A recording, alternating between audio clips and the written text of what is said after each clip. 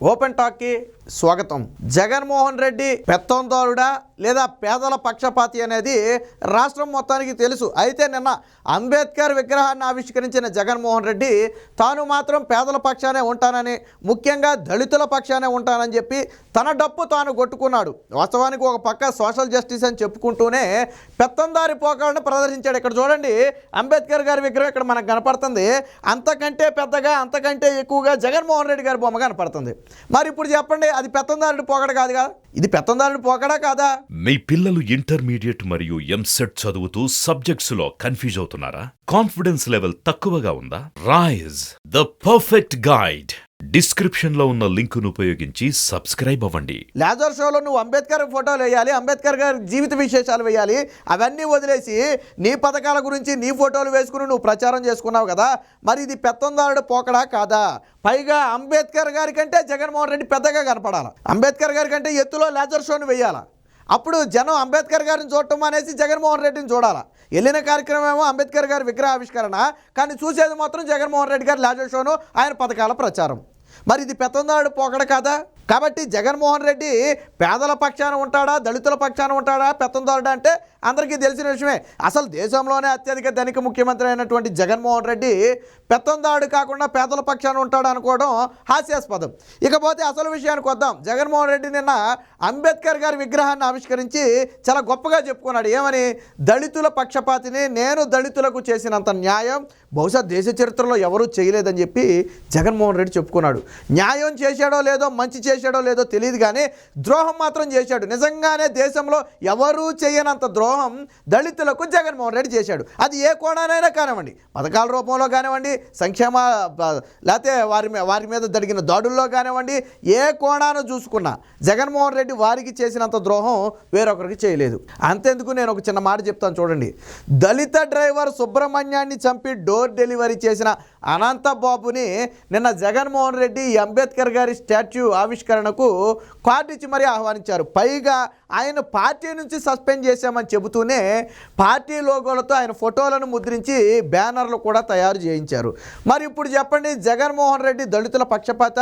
ఒక దళిత వ్యక్తిని చంపి డోర్ డెలివరీ చేసిన వ్యక్తి, పైగా నేనే చంపానని ఒప్పుకున్నటువంటి వ్యక్తి జైలు శిక్ష అనుభవించి బయటకు వస్తే నేను పార్టీ నుంచి బహిష్కరించానని చెప్పి నిన్న అంబేద్కర్ గారి విగ్రహావిష్కరణకు తీసుకెళ్ళావు అంటే ఇంతకంటే దౌర్భాగ్యం ఉంటుందా?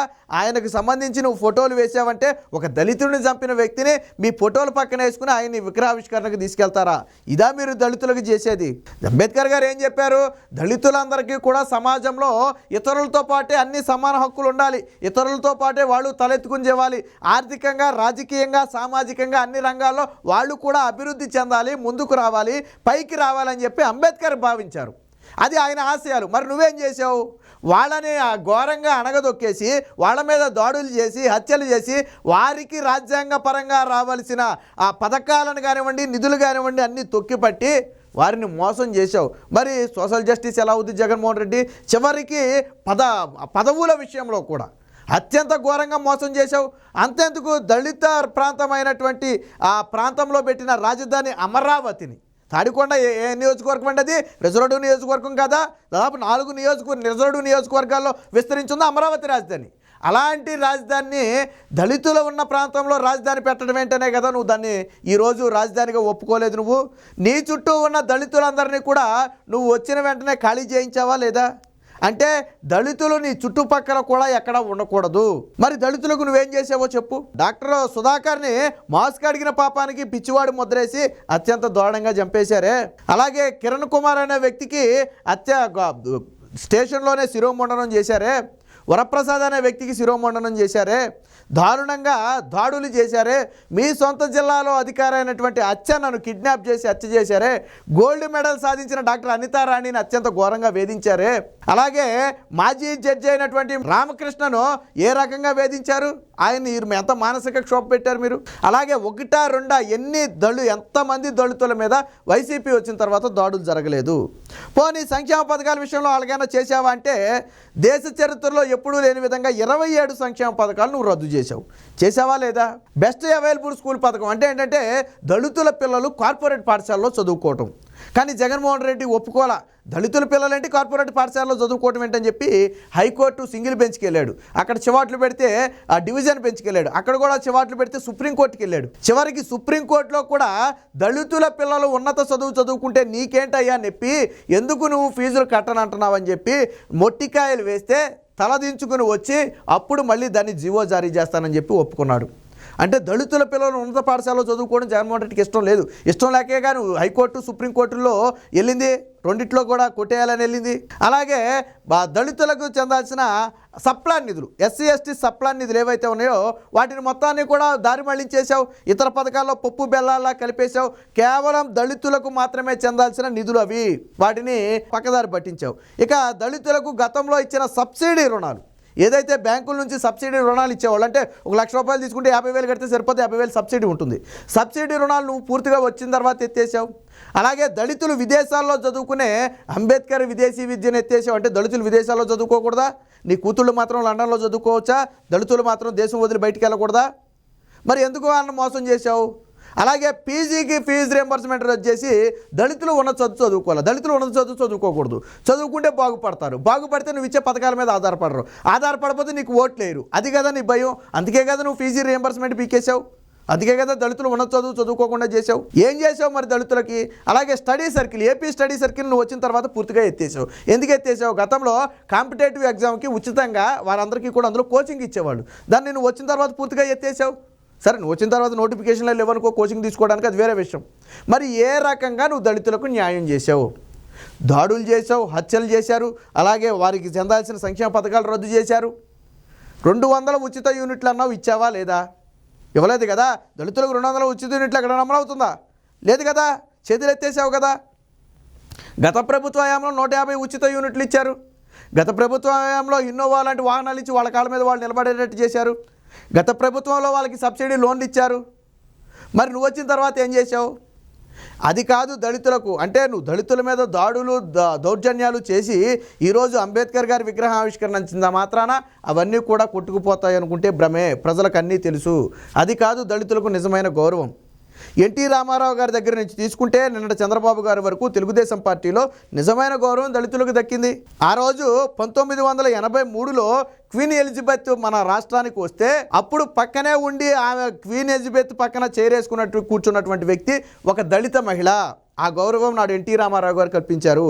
ప్రతిభా భారతి తర్వాత ఆవిడనే ఉమ్మడి ఆంధ్రప్రదేశ్లో తొలి మహిళా దళిత స్పీకర్గా చేసిన ఘనత చంద్రబాబు గారిది. అలాగే అత్యున్నతమైనటువంటి పార్లమెంటులో స్పీకర్ పదవి అవకాశం వస్తే ఒక దళిత వ్యక్తిని, బాలయోగిని స్పీకర్గా చేసిన వ్యక్తి చంద్రబాబు గారు. మరి ఈరోజు నువ్వు ప్యానల్ స్పీకర్ అవకాశం వస్తే ఎవరికి ఇచ్చావు? నువ్వు నీ రెడ్లకి ఇచ్చుకున్నావు. గుర్తు తెచ్చుకో, జగన్మోహన్ రెడ్డి నీ రెడ్లకి ఇచ్చావు. కానీ అప్పుడు స్పీకర్ అవకాశమే వస్తే ఎవరినైనా పెట్టవచ్చు, కానీ బాలయోగిని నాడు స్పీకర్గా చేసిన ఘనత చంద్రబాబు గారిది. అలాగే ఒక దళిత మహిళను శాసనసభ తొలి మహిళా స్పీకర్గా చేసిన ఘనత చంద్రబాబు గారిది. మరి ఇలాంటి ఘనతలు ఉన్నటువంటి తెలుగుదేశం పార్టీలో మరి నువ్వేం చేసావు? నువ్వు దళితులకు ఇదిగో నేను ఇది ఇచ్చానని చెప్పు, నువ్వు దళితులకు ఇదిగో నేను ఈ గౌరవం ఇచ్చానని చెప్పు. ఎక్కడైనా జరిగిందా? అది నిజమైన గౌరవం. దళితులకు సంక్షేమ పథకాలు అందాయి. అలాగే కులాంతర వివాహాలు గతంలో ప్రోత్సాహకాలు ఉండే, నువ్వు వచ్చిన తర్వాత తీసేసావు. అలాగే గతంలో విదేశీ విద్య ఉండేది, నువ్వు వచ్చిన తర్వాత తీసేసావు. గతంలో సబ్సిడీ లోన్ ఉండే, నువ్వు వచ్చిన తర్వాత తీసేసావు. గతంలో 150 యూనిట్లు ఉచిత విద్యుత్ నువ్వు 200 యూనిట్లు ఇస్తానని చెప్పి చేతులు ఎత్తేసావు. గతంలో బెస్ట్ అవైలబుల్ స్కూల్ పథకం ఉండేది, నువ్వు వచ్చిన తర్వాత తీసేసావు. గతంలో అన్ని సంక్షేమ పథకాలు అమలయ్యాయి, నువ్వు వచ్చిన తర్వాత తీసేసావు. వారి నిధులను గతంలో వారికే కేటాయించేవారు, నువ్వు వచ్చిన తర్వాత పప్పు బెల్లాలా అన్ని పథకాలకి మళ్లించావు. అలాగే దళితులకు చెందిన అన్ని విషయాల్లో కూడా జగన్మోహన్ రెడ్డి తీవ్రమైన ఘోరమైన మోసం చేశాడు. అక్కడ ఇక్కడ దాకా ఎందుకు, ఇప్పుడు మీ దళిత ఎమ్మెల్యేలు నీ పనితీరు పట్ల ఏమంటున్నారు? ఒక ఆర్థర్ కానీ, జొన్నలగడ్డ పద్మావతి కానీ, లేదా ఇతర దళిత ఎమ్మెల్యేలందరూ కూడా జగన్మోహన్ రెడ్డి తీరును తప్పు పడుతున్నారు. పేరుకే మేము ఎమ్మెల్యేలమైనా పెత్తనం మొత్తం వారిదేనా అంటున్నారు. రెడ్లు మా నెత్తి మీద కూర్చున్నారు అంటున్నారు. మరి వాళ్ళంతా విమర్శిస్తున్నారుగా. చింతలపూడి ఎమ్మెల్యే ఎలిజీ ఏమన్నాడు? వాడుకుని వదిలేశారు, నమ్మి నట్టాడ ముంచారని చెప్పి చింతలపూడి ఒక దళిత ఎమ్మెల్యే విమర్శించాడా లేదా? వీళ్ళంతా నిన్నగాక మొన్నటి వరకు నీ పార్టీలో ఉన్నవాళ్ళు, వాళ్ళే చెప్తున్నారు నీ పార్టీలో వారికి ఎంత ఘోరమైన అవమానం జరిగిందో. ఉండవల్లి శ్రీదేవి, ఒక దళిత ఎమ్మెల్యే ఉండవల్లి శ్రీదేవి ఎంత దారుణంగా అవమానించారు మీ పార్టీలో. ఇలాగా అనేక అవమానాలు సొంత పార్టీలోనే ఎదుర్కొన్నారు. అక్కడ ఇక్కడ ఎందుకు? నిన్న నువ్వు లిబర్టీ ఆఫ్ ఈ సోషల్ జస్టిస్గా చెప్పుకున్నావు కదా, నిన్న పార్కు నుంచి మ్యూజియంలోకి నువ్వు వెళ్ళే సమయంలో నీతో పాటు రావడానికి ప్రయత్నం చేసిన దళిత ఎమ్మెల్యేలైనటువంటి మెరుగు నాగార్జున అలాగే ఆదిమూలపు సురేష్ వీరిద్దరిని నీ సెక్యూరిటీ అడ్డుకున్నారా లేదా? మరి ఘోరంగా అవమానించడం కాదా? ఒక దళిత మంత్రి నీతో పాటు లోనకి రాకూడదా? ప్రోటోకాల్ ప్రకారం చూసిన మంత్రి నీతో పాటు రావచ్చే. పోనీ వాళ్ళేం సాధారణ మనుషులు కాదే, ప్రోటోకాల్ ప్రకారం చూసిన వాళ్ళు మంత్రులే. మరి ఎందుకు రానివ్వలేదు వాళ్ళని? మరి ఘోరంగా అవమానించడం కదా. చెప్పేదేమో స్టాట్యూ ఆఫ్ సోషల్ జస్టిస్ అని చెప్పావు నువ్వు, కానీ చేసిన పనేంటి కింద? అది కూడా నిన్న అంబేద్కర్ పూర్తి కాకముందే ఎదర మాత్రమే రూపుదిద్దేసి ఎన్నికల దగ్గర పడుతున్నాయి కాబట్టి వెనకమాల మొత్తం వదిలేసి దాన్ని ప్రారంభోత్సవం చేసావు. సరే, ఎన్నికల కోసం చేసేవనుకో వేరే విషయం. ఈ విధంగా జగన్మోహన్ రెడ్డి పాలనలో దళితులు తీవ్రంగా నష్టపోయారు. దళితులకు తీవ్రమైన ఘోరాలు జగన్మోహన్ రెడ్డి పాలనలో జరిగాయి. కాబట్టి నువ్వు ఈరోజు విగ్రహాన్ని ఆవిష్కరించి సొంత డబ్బు కొట్టుకున్నంత మాత్రాన అది పార్టీ కార్యక్రమంలో మార్చేశాడు. అది అంబేద్కర్ స్టాచ్యూ ఆవిష్కరణలా లేదు, అది పార్టీ కార్యక్రమంలో వైసీపీ పార్టీ కార్యక్రమంలో మారింది. అదిగో అందుకు ఇదే ఉదాహరణ. భజన కూడా జగన్మోహన్ రెడ్డి భజన. సో ఈ విధంగా జగన్మోహన్ రెడ్డి దళితులకు తీరని అన్యాయం చేశాడు. ఖచ్చితంగా దళితులందరూ కూడా కనువిప్పు కలిగింది. వచ్చే ఎన్నికల్లో ఇదే దళితులు జగన్మోహన్ రెడ్డికి బుద్ధి చెప్తారు.